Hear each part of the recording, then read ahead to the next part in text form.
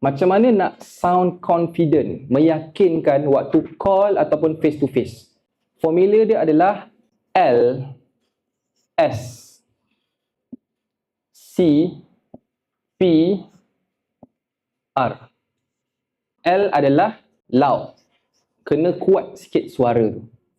Kalau call tak ada isu sangat, bila jumpa ni paling isu lah. Suara rendah, tak meyakinkan. Dia macam segan-segan, malu-malu, dia kena kuat sikit. And then speed, kelajuan. Speed ni pun kita kena check balik. Adakah terlampau laju, adakah terlampau lambat. Speed ni dia ada sweet spot dia. Lepas tu, bila bercakap, kena ada clarity. Kena jelas sebutan dia. Dan kena ada pause.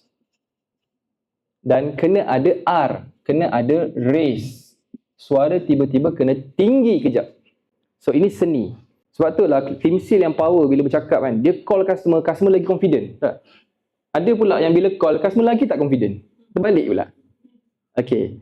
So, untuk loud ni, kena kuat sikit. Ini biasalah. Okay, speed. Speed ni guys, dia tak boleh lambat sangat sampai nampak bodoh. Tak boleh laju sangat sampai nampak gelojoh. So, speed ni ada sweet spot dia. Sebab tu bila awak bercakap ni, kalau boleh, cuba rendahkan speed. Kebanyakan Tim Sil cakap laju. Cuba cakap perlahan. Especially dekat part-part penting, slowkan sikit. Yang ni memang masalah ramai orang lah sebenarnya. Dia macam ada speed. Lepas tu, kena ada clarity. Clarity ni sebutan kena jelas. Okay, yang ni, kita kena fixkan dia. So, kalau awak ada Tim Sil, yang ni cuba training. Cuba cakap. Hello, Assalamualaikum. Khabar puan? Ya, saya Adib daripada ni. Kelajuan tu jangan, hai saya Adib, macam bersingat tak boleh. So, speed ni dia kena sweet spot. Clarity ni apa? Sebutan tu kena seketul-seketul. Tu masalah dia. So, ada yang telan perkataan, ada yang cakap laju sangat. So, clarity. Okay. Tapi yang saya suka nak sebut ni, dekat pause dengan raise. Ini menarik. Pause, kita panggil satu titik. Dengan 3 titik. Dia ada 2 jenis pause. Contohnya katakanlah saya cakap, Adib. Ada soal. Tadi pergi jalan-jalan.